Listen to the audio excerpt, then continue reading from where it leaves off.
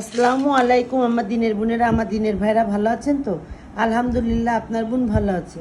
আলু সিদ্ধ করে রেখেছি, ধনে পাতা কুচি আর শুকনো ঝাল আর পেঁয়াজ একসাথে মিশিয়ে নিয়েছি, তার সাথে আছে লবণ। এবার আমি আলুটা মেখে নেব। বিসমিল্লাহির রহমানির রহিম।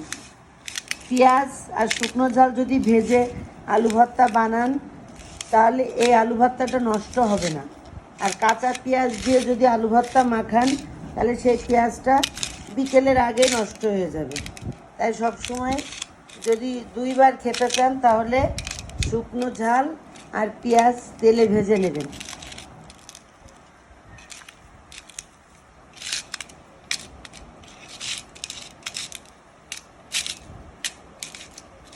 এই যে আমার আলু ভর্তা হয়ে গেছে। ভিডিওটা যদি ভালো লেগে থাকে, ভালোবেসে থাকেন, লাইক কমেন্ট শেয়ার অবশ্যই করবেন। আল্লাহ হাফেজ।